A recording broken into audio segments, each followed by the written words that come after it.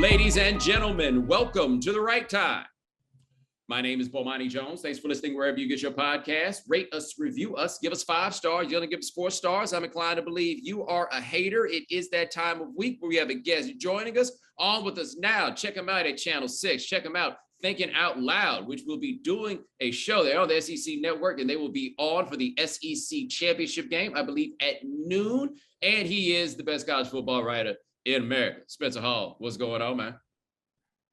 Thank you. Always, you're great with the reel at the first, right? Like I get the whole resume read, which is always like, I'm like, oh shit, I do all that. That's nice. I'm glad I memorized it all, because I'd be like, damn, go ahead and tell people what you do. My fault. I had a hard time keeping it straight this time. But no, we all up to speed. No, I forget it. I forget occasionally some things, right? Like I have forgotten the Thinking Out Loud drop. Like, oh yeah, we do a show on the SEC Network too on Monday on 7. If you just want to like show up and tune in, in case you want to, talk about college football, which has nothing going on. Like, what kind of a sport are we talking about here where we are in the last week of the season and we have the fewest number of games for any week because championship week only involves the championships and nobody else. And we have the absolute highest maximum number of words, sound, tweets, everything. It's as loud as it has been all season, all because we can't keep people hired. We can't keep people in their seats. Yes. Now, by the way, before we get to that, I feel like we need to tell the people though about the idea that we had that we're thinking about doing the Twitch thing. Yeah, we should tell people this. Oh yeah. Let's do it. Because then they can make then they can make suggestions. Okay, that's a great idea because I don't fully know because you and I our musical taste overlap somewhat. And finding that little overlap area is going to be interesting. The idea that Bo and I had is that on my Twitch stream or on his, if he grabs one, is to take an album and just have a listening party where you and I listen to it, occasionally pause if there's something worth talking about, if there's a particular bit or a guest spot or something we want to talk about. But on the whole, just let it play and talk about it. We won't have a time for this, right? We're just going to announce it like day of, and we'll sit down and we'll go through the whole album. Yep. And by the way, our taste overlap greatly. It's awareness, right? Like I always find that if one of us puts the other on something they're not up on, it's like, oh, okay, yeah, I'm with this. It's like, no, I actually have not sat down and listened to a Waylon Jennings album before. Oh, okay, boom, there we go. This will do. I can do things with this.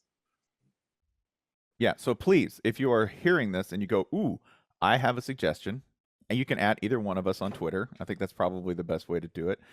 At Bomani Jones on Twitter, at EDSBS. Go ahead, hit us up. Let us know what do you want us to listen to? Because we've done a Stevie episode somewhat, right, without the listening, but we've talked a lot about Stevie.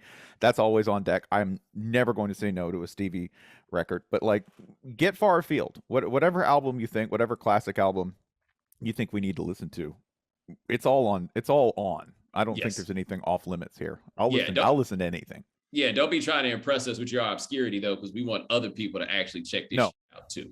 Like that's a very important point. Like your favorite album that sold like 15 copies, that's not really going to work, right? Like I have a lot of albums that I really love, but unfortunately, I know that you people probably are unaware of. Ergo, therefore, we don't need 15 people just popping in and being like, I don't know what this shit is, and then keep it going. You know what I'm saying? So like, yeah, get far afield, but don't be surprised when you pop up. And you're like, yo, YouTube pop. That's what we want to do. No, we're not. We're not. Although YouTube pop better than you remember, in case you get a chance to go back and check it out. It is. Listen, most of those post Joshua Tree albums are a little bit better than you remember. Notice I put a little bit in there. All right. I'm not saying they're classics, but they're a little bit better than you remember. Don't also come in like, don't make me hate. Don't make me say, hey, listen, I love King Ghidorah. I love MF Doom. I love obscure weirdo rappers. We're not going to do your obscure weirdo rap album. We're not as much as I love, right? Not happening. If we do MF Doom, we're going to do like the big classics. And chances are we're probably not doing MF Doom. Yeah. Food. That's probably where we're going. Just so you know, that would probably be the place that we wound up in is Food. You know why? Because that's the one I can name off the top of my head. All right, now we got college football, and this has been so. the way I want to start this to give people like a full understanding of the madness that is taking place over the course of the last few days. When the Texas job came open in 2014, after the 2014 season, Texas boosters made the Nick Saban play. And it is believed by a lot of people that they would have gotten Saban, except they bungled it so bad on getting Mac out of there that it would have been a bad look for Saban for him to go in there and take it. But the boosters felt like they'd done their job and they landed Saban. And then it was the AD's job to get Mac out of there. And then they did not do it. But the thing was with that, I think Jim Harbaugh's name had also come up at one point where people were talking about him going to Texas. But that doesn't really happen. Like, like in spite of what people think, especially like in college, people don't go from big college job to big college job. Like we went through this a while ago. Like what was somebody making a move like that at the highest levels of the sport? And the closest I could come up with was when Johnny Majors left Pittsburgh after the 1976 season and then went to Tennessee.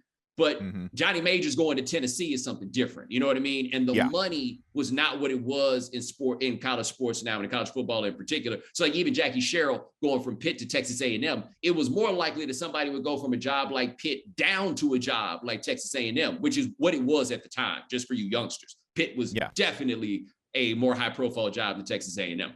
That's what it would be. This day and age where your regular job can just pony up. This podcast is sponsored by BetterHelp Online Therapy. We talk about BetterHelp a lot on this show, and this month we're discussing some of the stigmas around mental health. For example, some people think you should wait until things are unbearable to go to therapy, but that isn't true. Therapy is a tool to utilize before things get worse, and it can help you avoid those lows. And we've been taught that mental health shouldn't be a part of normal life, but that's wrong too.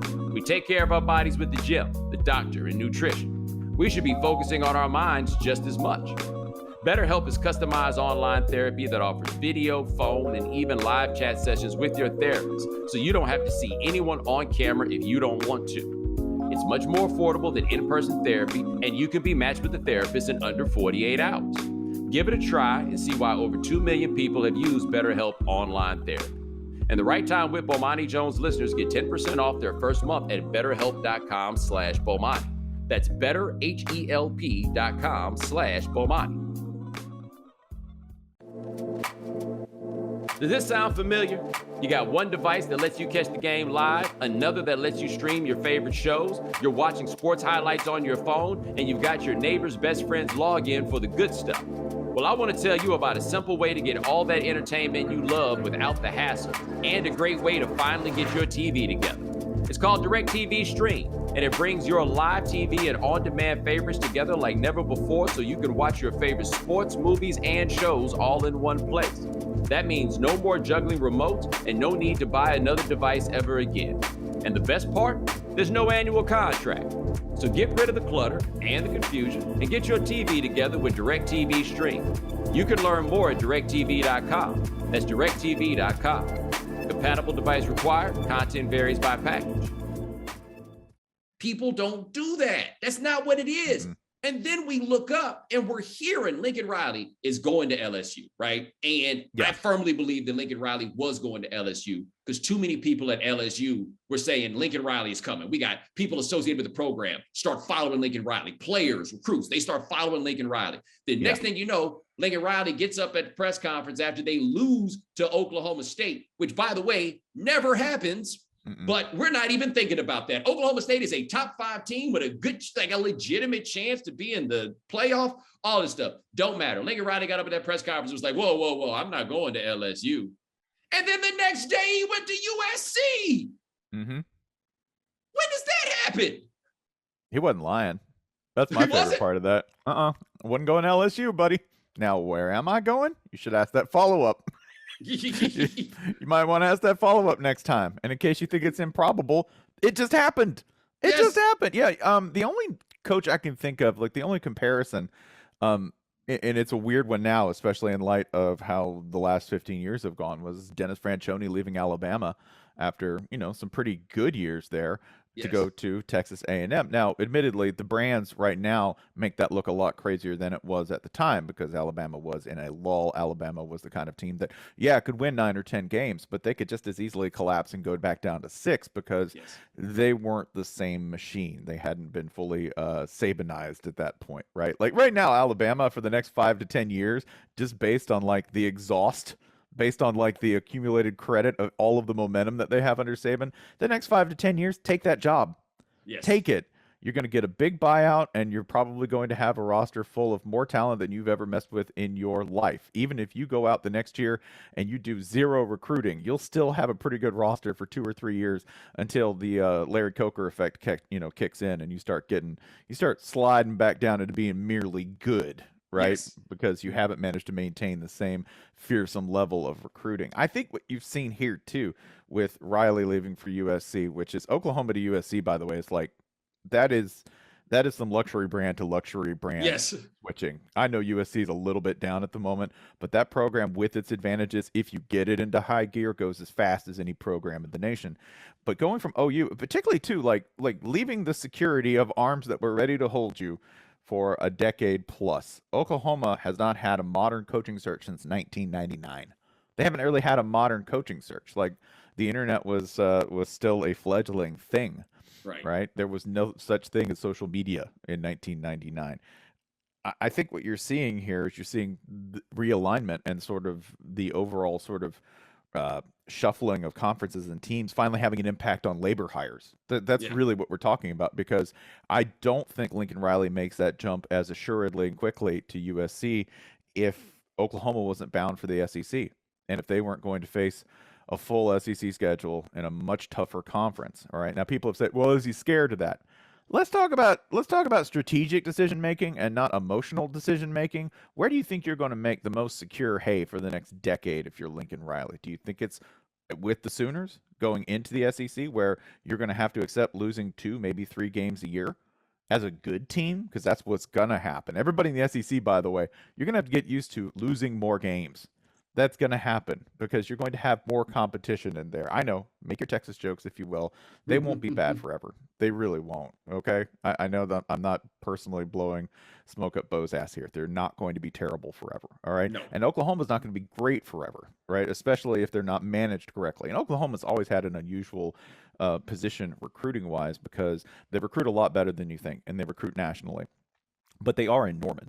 And being in Norman is just a little bit different than if I'm recruiting you to, say, L.A. Yeah. It just is. Now you say, well, Oklahoma recruited L.A. really well. Who did they just hire? They just hired the dude and a lot of the staffers who were responsible for that. Dude, and so USC, a couple things. One, the Oklahoma modern coaching search, you're right. They haven't had one since 1999. But even that wasn't really a search. There was one obvious person to hire in that hiring cycle. And when you look back on it, considering, and for those who don't remember, Stoops was the defensive coordinator at Florida under Steve Spurrier after Spurrier realized, I guess I'm just going to have to actually play some defense here, right? Well, we can't keep running a 4-4-1 in the 1990s. Got it. Okay. They went and hired Stoops, who I guess was at Kansas State before that. And it was clear that Stoops was going to be running somebody's program. And he was the guy who had the luxury of, I'm going to just post up until the right job comes up. And the right job came up, and it was Oklahoma, and boom, they did that. Before that, like even John Blake, they didn't really run a search. Barry Switzer made a decision, and they decided that they were going to hire him. Like, this is the first time they really had to go look for a coach since like 1947. And what I think is interesting now about the OU job is a significant part of the consistency of OU's success, not the height of it, but the consistency of it was getting to play in the Big 8 for a long time. Like the Big 12 was a much stronger conference than the Big 8, but you get to play in the Big 8. Like Barry Switzer never finished lower than second in the Big 8 in the entirety of his time there. Tom Osborne, I don't think ever finished lower than second in the Big 8 in his time there, maybe third. But you see what I'm saying? Like the same two teams were on top all the time. OU is going to go to a place where like every now and then Stoops would have like an 8-5 season or something like that. But no. They're going to go down there and it's going to be some heavy hitters. But here's what Oklahoma's going to do when they get down with them heavy hitters. Step it up, because nobody cares about being good at football. Maybe other than Alabama's probably the only one. But like OU, I tell people this all the time. If you read Barry Switzer's autobiography, there's a chapter written by the then president of the university who explained that during the Dust Bowl, with the Grapes of Wrath and everything, the image of Oklahoma as a state across the country was so bad. Like Okie, that was a slur. Like the reputation was so bad that they needed something that the people could be proud of, and they decided it was going to be that football team. They had been willing to do whatever cheating had to be done, to put whatever money in had to be put in, and they've done it, and they've also been an incredibly well-run program. Now Lincoln Riley going over there to USC, and USC to me now, I didn't even talk to you about this. I'm curious you think about this. It's kind of moving to me in mind is kind of that Alabama space where there are two kinds of coaches at Alabama. You win a championship or you get fired fast. That's it. Like when you look at that USC history, you got John McKay, you got John Robinson, you got Pete Carroll, and then you got a random smattering of dudes who just didn't hang around for very long. Yeah, this is a what have you done for me lately program. There, and the loyalty is, we say that there's a lot of cult of personalities in college football, and that is still true. There are still places where there's very much a cult of personality for one dude. Some of those are a little quieter than others. Like I think Mike Gundy. Mike Gundy can do a lot of things at Oklahoma State that you might not be able to do at other places because he's the only guy who's made that thing stand this long. Like if you want to know quietly what's one of the most extraordinary runs in college football that is ongoing is Mike Gundy at Oklahoma State. Because if you look, the whole history of their franchise, to sum it up in a very academic term, has been boo-boo. Like has been absolutely terrible. And he is the only guy who has somehow managed to make any of this work for a sustained period of time, even with staff turnover and with different, getting a different roster every single year. He's managed to make that program consistently good. And that's one of the reasons they put up with repeated flirtations with other programs, is because he's made them something not terrible. Now, if you look at USC, that's something where if you are a dude who is not going to make it happen, the program will be fine without you. They will continue to move on. They will hire someone else. The machine does not need you, right? You need the machine. You need everything that USC has. USC's machine, in large part, has been badly mismanaged over the past, 15 years. Like really, when you start to get to like that late Pete Carroll stage, they really thought they could just roll people out there. And I mean, that goes on the field. That also goes in terms of everybody that you get off the field, all the coaches. They just thought they could just keep putting staffers in. They kept hiring the same dude over and over again. They hired Lane Kiffin, then they hired other Lane Kiffin, Steve Sarkisian, and then they hired the sort of like really genteel milquetoast version of both of those guys in the form of Clay Helton. And they just didn't think they needed to put any effort into it. Like, that's really what you get at. You go, are you spoiled? Yeah, that's a spoiled program. That's a program that had been so successful and was so, didn't really have any competition. Didn't really have a lot of context. What was USC's context for success? Relative to everybody around them. UCLA's across town. UCLA's just been a train wreck forever. Like even when UCLA's been pretty good, the bottom was never very far away. Oregon, I don't even I know they play Oregon, and I know they're Pac-12 rivals in the modern sense, but I don't think those programs evaluate each other on the same level, And I'm not saying that Oregon doesn't think they're as good as USC.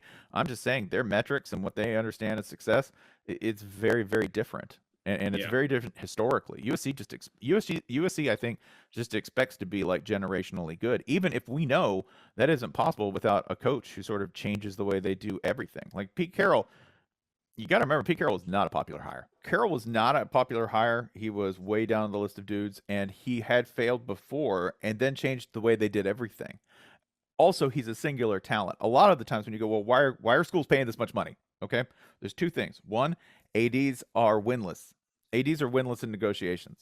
Every single time they go in and they get absolutely choke slammed in every single one of these negotiations against a coach because they all need a generational talent. They all need somebody who's going to help them keep their job.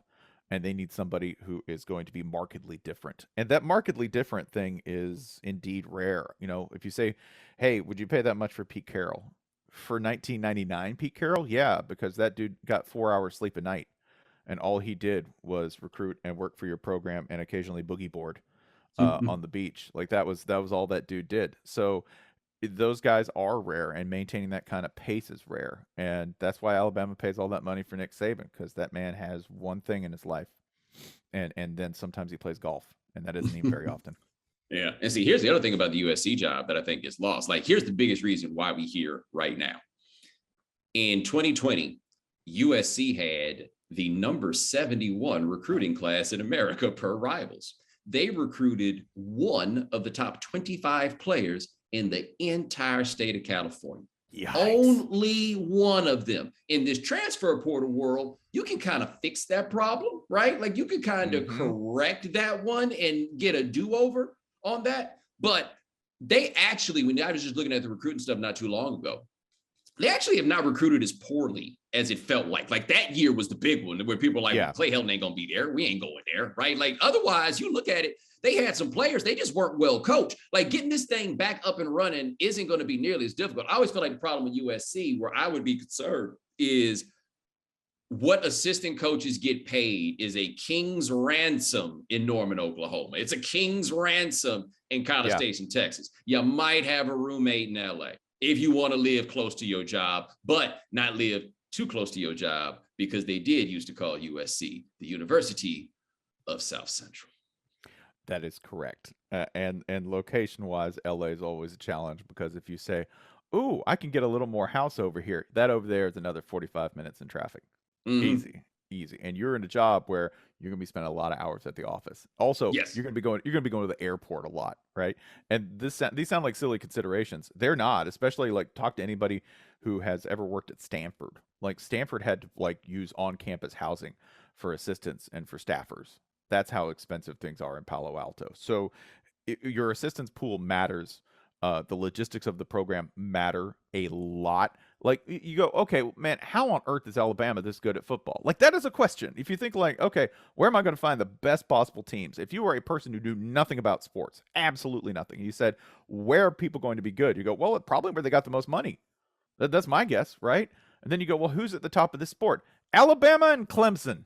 That's okay. Well, what's not making sense here? Well, what's not making sense is that one, the money does go a lot further in those places. Two, those places have no distractions, none. And that is a big thing at USC, is distractions, is making sure that you keep everyone on the same page and that you are not distracted by everything that LA can throw at you in terms of non-football things. We have talked with we've talked with people all the time who are athletes who are just like, this is not the typical college experience. Like if you talk to anybody who was on a roster and then spent their senior year off that roster, that senior year is like, it's like getting out of prison. It's like I didn't know things could be like this, right? It's an entirely different world.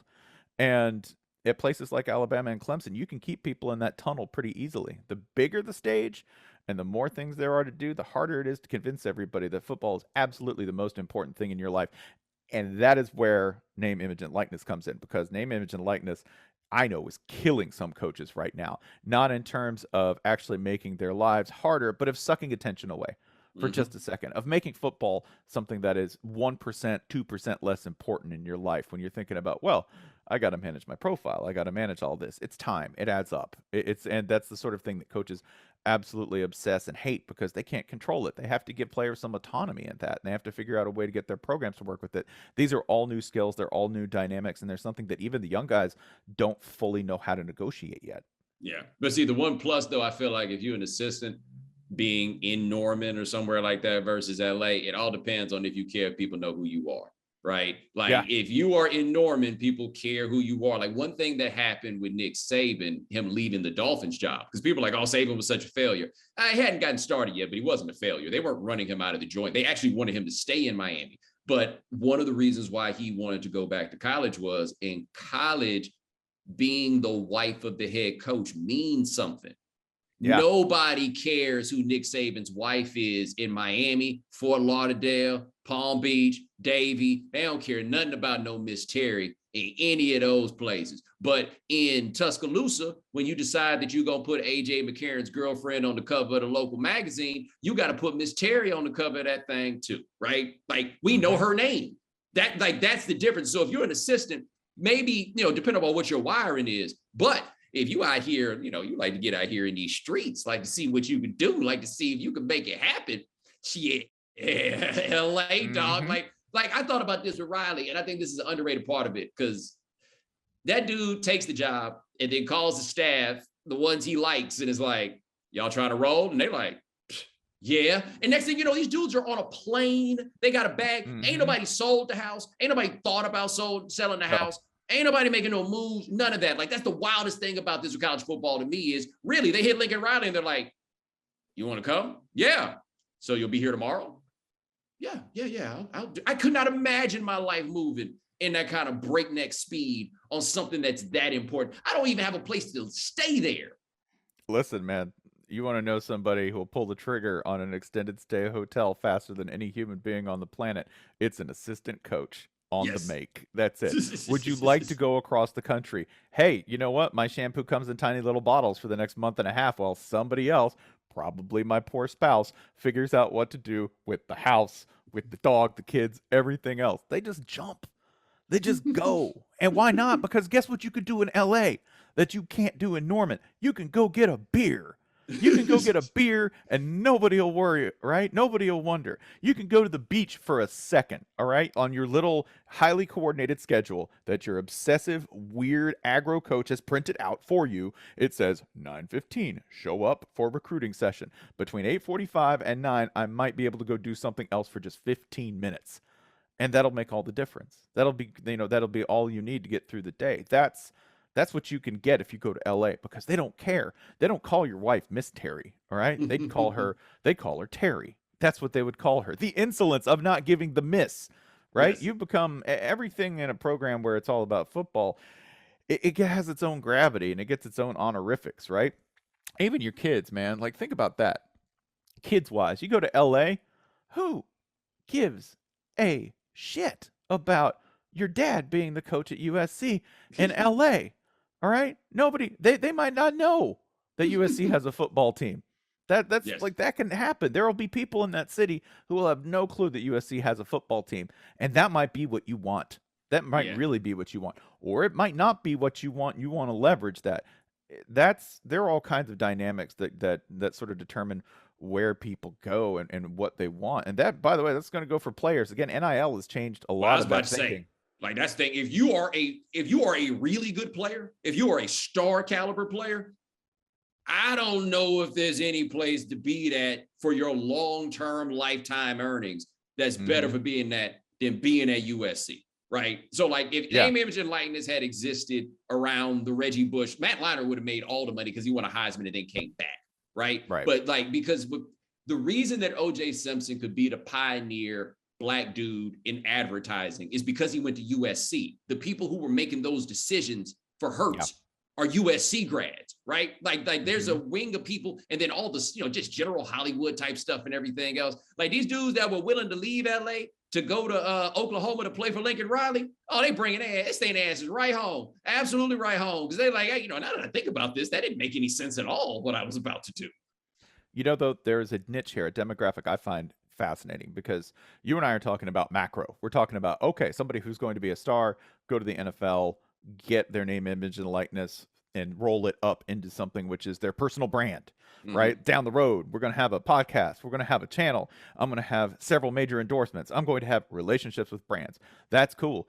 There's another tier to that, though. And I think it's something that probably one very savvy coach will figure out. And it is the mid-range local hero. If I can get you in and you're a 3 or a 4-star, okay, cool. Like, I'm going to work that hard. I have a little bit of motivation. I'm going to be as good a player as I can be for this program. But what if I'm real likable, right? What if I'm that guy who I know, hey, man, I may not be Hollywood, but I can definitely run Atlanta for a while. I could definitely be the biggest dude in Gainesville, Florida, okay? Because you and I have both seen, okay? In Atlanta, there is a billboard for Morgan & Morgan. That is Morgan & Morgan. Got to give them some free shine here. And remember that when I get arrested. Morgan & Morgan, I shouted you out for free. But Morgan & Morgan has the billboard with Jordan Davis on it. It's a law firm whose tagline is size matters. Size matters. Bigger is better. And Jordan Davis is on the billboard in downtown Atlanta, right? For the Athens, Georgia Bulldogs. You got Jordan Davis looming over the interstate, all 6 foot billion of him looming over traffic every day. And I think that's the niche that I think that local guys can kill with, is stuff like that, right? Like, what if I am the Shaq of your program? What if I will shill for literally anything? Yes. for your program. If I'm that dude, I could do real well at a place like that. Like I think whoever gets that for Texas A&M, man, you have an income stream for life. Well, I was actually thinking like the next Kyler Murray, right? Yeah. And so for people who don't understand this about Kyler Murray, there's a legitimate argument that Kyler Murray is the greatest high school football player in the history of the state of Texas, right? Like he's from the Dallas area, but he was a star among his peers when he was in high school. Like the guys who went to high school around that time would just marvel and talk about Kyler Murray. If I'm Kyler Murray, do you realize the money that he could have made going to SMU? Like literally, I mean, I wouldn't have done it, but the money he could have made staying in Dallas as the guy he was and like boosting up that program, he could have become a zillionaire. Like there's so many different levels to the money. Like we think about like our guys in Louisiana in particular, if there's another one of those like local superstar types that come out of Louisiana, like it would have been a much different mathematical situation for any of those Manning boys. If there were name, image, and likeness then, with them being Archie's kid and them being from New Orleans, and I guess LSU stunk then, so it was a different math for them to, to go ahead and do. But oh, my bad. Speaking of LSU, about that, what are they? Is it possible for a program to hire a better coach than Brian Kelly, who is a really good coach, and me look up and be like, oh wow, this seems like a horrible idea? I think the idea of Brian Kelly in general is that he's so abrasive that the notion of him walking into any room is repellent. You just go, oh man, the mood just died. Yeah. Brian Kelly just walked in because like a guy who is just a cop in any situation. It's just zero fun. Just a guy who when he walks in, when he walks in, the oxygen levels just get a little bit lower for anybody who would like to smile, have fun, or enjoy college football, because he does not look like a guy who does that. He does, however, produce really, really good teams. So the bind here that you find yourself in is they went out and hired the exact opposite of Ed Ogeron. They went and hired somebody who I cannot think of somebody who at least on the North American continent has less to do with Louisiana State University and its history than Brian Kelly. Like nothing. There's just no overlap whatsoever, right? They both speak English, kinda. That's Catholic.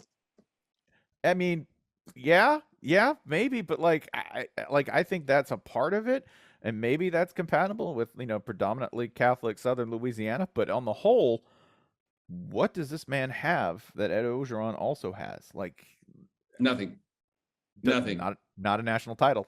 I'd point that out. If anyone goes, that's the reason we're here, y'all. That's the reason this is happening, dog. The reason this is happening is because Brian Kelly was sitting at Notre Dame, and he goes, I have done everything in my power to put this team into a national championship, and it's not happening. At this point, could you argue with any clarity and say he hasn't done everything he could do to put them in the spot to win a national title? No. I mean, I don't know. I don't know what else you could do. Do you know how hard it is to win when every one of your players has to be able to pass calculus as a freshman? You have to have 85 elite football players who can also pass calculus as freshmen, because that's something Notre Dame is not budging on. Like, as much as we get on Notre Dame and got all kinds of things to say about them, they walked the walk on that stuff, right? Like, they made a decision that they want to do this a certain way.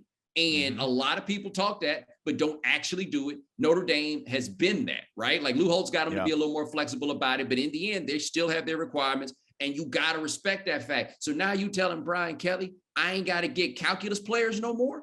You telling me that I don't need to look at what their math scores were? I can just get dudes who play ball? Are you serious? So he's going to get down there, and the problem is he can't handle no bad times, right? Like nothing. And at LSU, bad times is 10-2.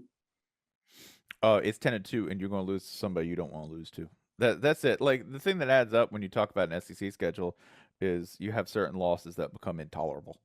And as much as LSU says they have no rivals, we have no rivals. We're better than everybody. We don't regard anybody on our level, because that's what you need to have a rival.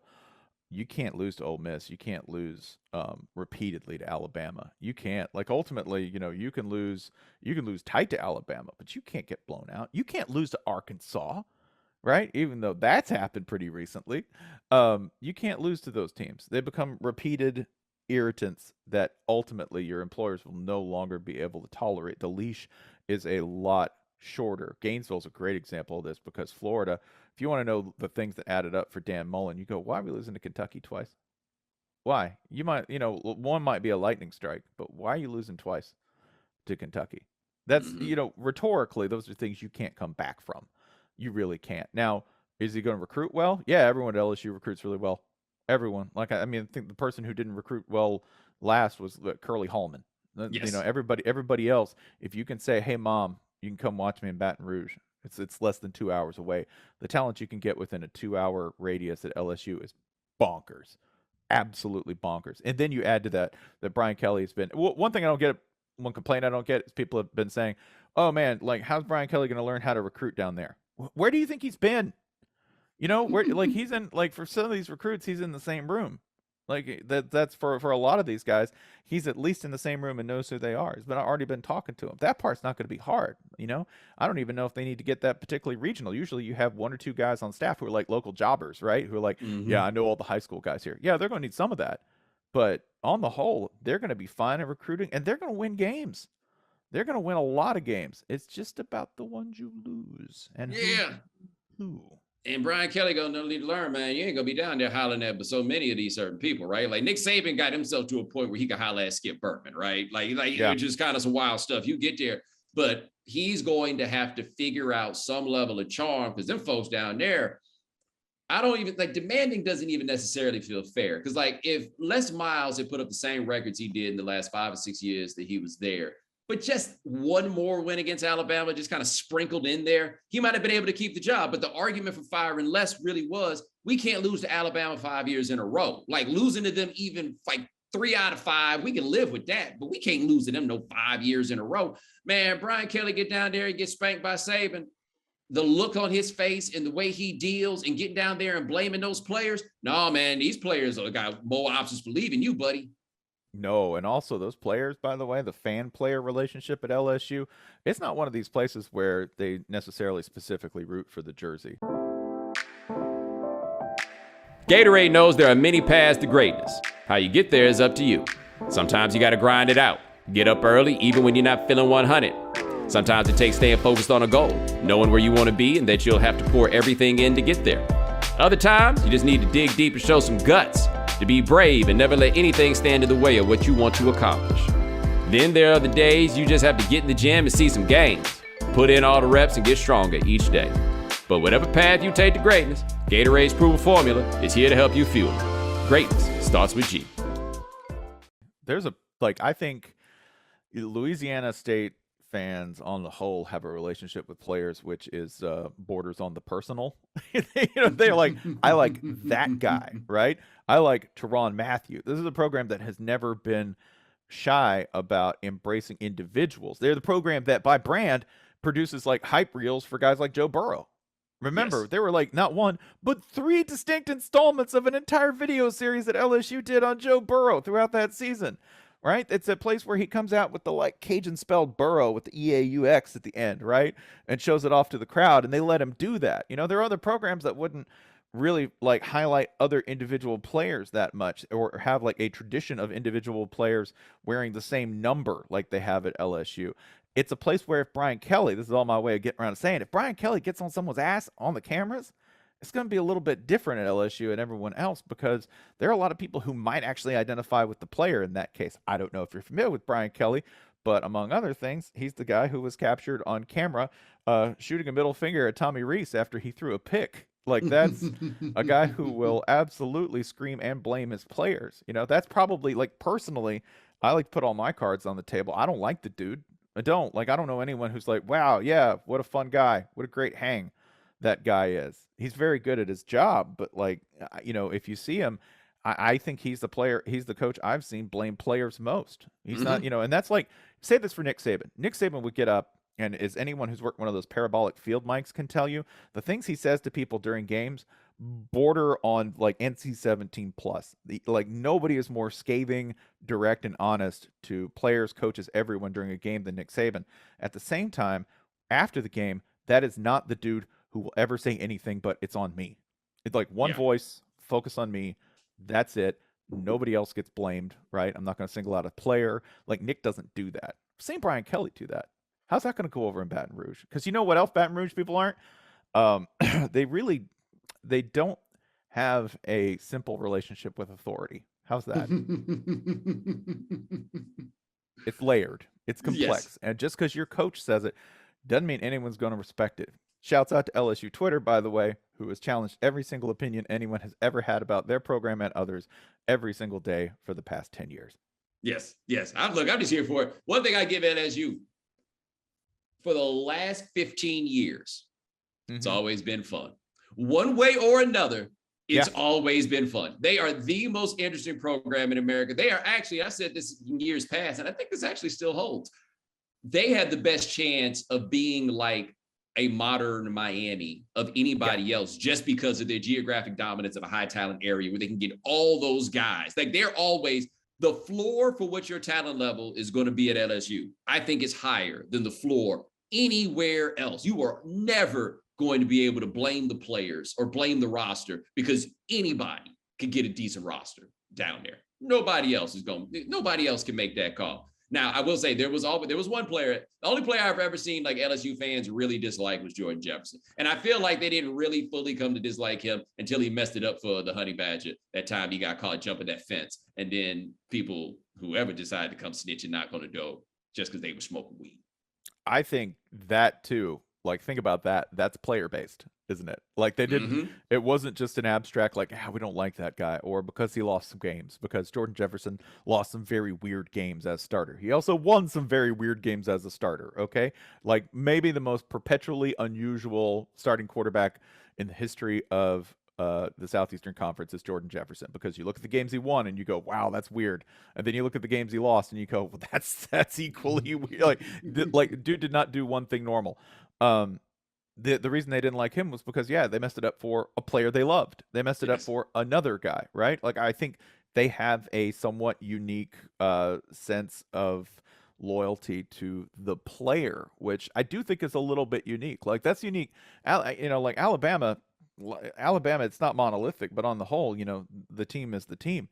And if you are an impediment, well, next man up, we got a guy, right? LSU is it's a little bit different. So I want to see that tested. I don't want to see LSU be anything but fun. And frankly, I think that the machine and the milieu that they exist in probably mean that that's impossible. You can't ruin that, right? Like, I can't see Brian Kelly having a flattening effect on Louisiana. You don't stop Louisiana happening. It's just going to keep happening, right? You're just going to have this very, very grumpy former cop in the middle of it, just mad as hell about everything. Yeah, I'm going to hit you with this last thing as we're coming up on the time. And I forget who I saw make this point, but I thought it was a great one. Part of what happened with Lincoln Riley not going to LSU points something out, which is there's a marketplace here, right? And there is something to be said about the idea that some markets can, in fact, guide themselves, right? There's something there. Ain't but so many people signing up for the SEC meat grinder. Period, right? Like, you're only going to have so many coaches of the Lincoln Riley level, who, by the way, may have gotten out ahead of the cavalry at OU when you really stop to think about it, right? Because they're not thrilled with what they're getting with him. They know it's better than they're going to get with most people, but this isn't like if Bob Stoops had gone, right? Like, they're not, the flaws of Lincoln Riley as head coach has started to make themselves clear over the course of the last couple of years after you got farther away from Stoops, right? But ain't but so many guys who coach on that level gonna be willing to go sign up with, every now and then you go 8-4. Like, what's the big deal? It happens, guys. No, ain't too many people trying to do that. By the way, Florida did. I was about to say, did Florida get a coach? But they hired Napier, right? Well, listen, our veteran coach Napier, he's been on the job at least 4 days. Yeah, that's as of time of airing. Florida managed to look like, that's how messed up this coaching cycle is. But we managed to have Florida look normal. Yeah. Florida, and Tennessee wasn't involved. That's it. You go, well, who are the models of stability? Tennessee and Kentucky and Arkansas. Arkansas is a model of SEC program stability right now. That's how completely upside down this environment is. What I love about Kentucky, Mark Stoops just signed an extension, and it's an extension that comes with incentives for winning 7 games. And that's right. Know why? That's right. They know who they are. This is not what Mark Stoops has done there has not led them to believe, all right, now how are we going to get this up to 10? No, they're like, we would love to continue winning 7 games. That is correct. Would you like to lose a pound a month If you lose a pound a month in 2 years, you're going to be pretty fit. That's Kentucky's modest plan for improvement, and that's beautiful. I love it. I love that Kentucky's like, listen, we'll save all of the extremely manic, intense rage for John Calipari. We'll save it for the basketball program. On football, we get to be our best selves. We get to be our sane selves. We get to be like, we love our big, beefy, athletic boys who are going to win somewhere between 7 and 8 games. Maybe 9. We can get crazy and win 9. Yes. You know? And they're present. That's what it is. They are present. When it comes to football, they are present.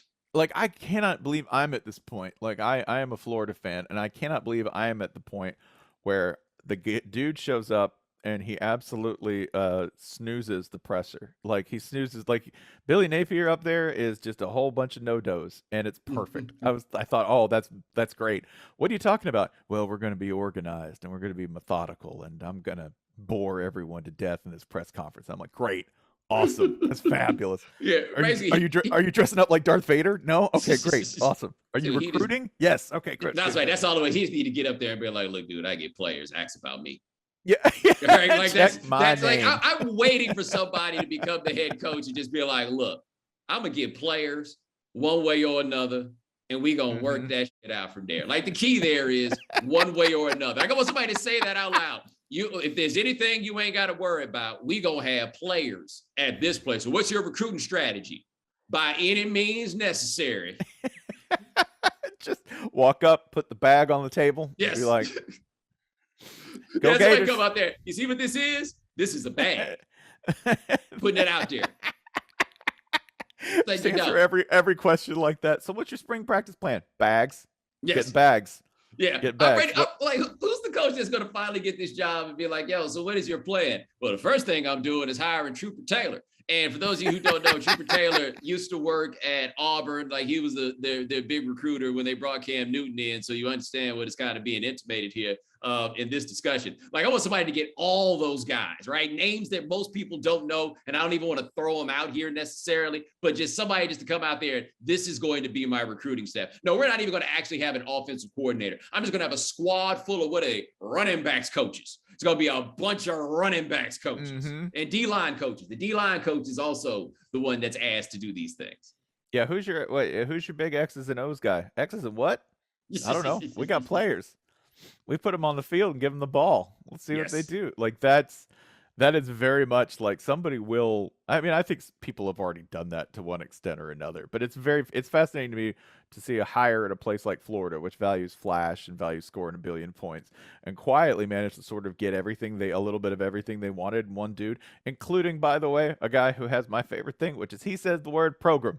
He does not say the word program. He does not. He says program, and immediately when you say program, you're like, there's an SEC coach who says the word program. We're gonna have a good program. You're like, my trust levels just bump up a little bit, just ever so high. One more thing about the bag, transfer market. You know where Mel Tucker is a genius? He understands that the transfer portal is spackle. You got a hole in that wall, transfer it. Transfer portal it. Just put it up there. Get a couple of guards. Go get a safety. Hey, look, we got new guys. Roster's totally different. All you have to do is just have one dude, and this is someone's job now, by the way, is to monitor the transfer portal 24/7. And just, if a dude pops up on it, can we get him? Is he good? Yeah, Mel Tucker is the Joe of college football. I'll take you the places he will not. That's just all it is. Like, hey, I hear things aren't going so well for you back at the house. Why don't you come on over? I know. Let me tell you, I saw a picture before we get out of here. Did you see this picture that had been bouncing around? It was Mel Tucker and his wife hanging out with Magic Johnson. And his wife, because Magic's, the Michigan State guy. And what I love about Magic and what jumped out to me about that is, like, Magic ain't the dude that's going to be out here in the red, black, and green and marching with the police or whatever it is. But Magic is absolutely we got a black coach at Michigan State? Come on over to the crib. He's like, yeah, I know what it is, man. Like, Magic is that dude. Magic is like, yeah, brother, come on in. Yeah, let's see. Let's go. Oh, yeah. Hey, look, the whole family's there.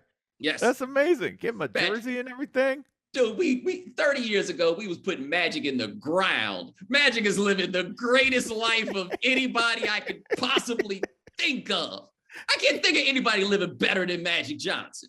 He still had the best "I'm quitting" press conference of all time. Yes. Why are you quitting? So I can go back to being Magic Johnson. What a great answer. What a great reason. What's everything about that great? Everything. When he's like, I want to go back to making extremely basic tweets. Yes. That's all. Yes. Like, if you go, he's like, I can finally say, like, Magic Johnson unchained. And his first tweets when he quits, they're like, wow, Lakers playing great. That's it. That's Yes. what, like, Magic was just like, yeah, responsibility sucks. Yes. Somebody else should do it, and I don't have to. Yes. Wild overrated. But yo, that is Spencer Hall. Check him out on Channel 6. Check out Thinking Out Loud, noon Eastern on the SEC Network on Saturday for the SEC Championship. And Shutdown Fullcast. He got a whole lot of stuff. Google Spencer Hall. You'll come up with it. I appreciate it, sir. All right, we'll do Back in Black. Back in Black's our first album. I think we can make that work. Let's think about that. Let's see what the people say. Think about that? Okay. Let's see what the people say, because I got to make sure the black people come too. You know what I'm saying? Like that. No. You consult with your counsel. I'll consult with mine. We'll do it. Oh, good. Ladies and gentlemen, thanks so much for joining us here on The Right Time. We do this 3 times a week. Gabe Bassane and Adi Khan handling things behind the scenes. Thank you, gentlemen. Remember, follow The Right Time. Rate us, review us, give us 5 stars. You only give us 4 stars, I'm inclined to believe you are a hater. We'll talk to you guys in a couple of days. Take it easy.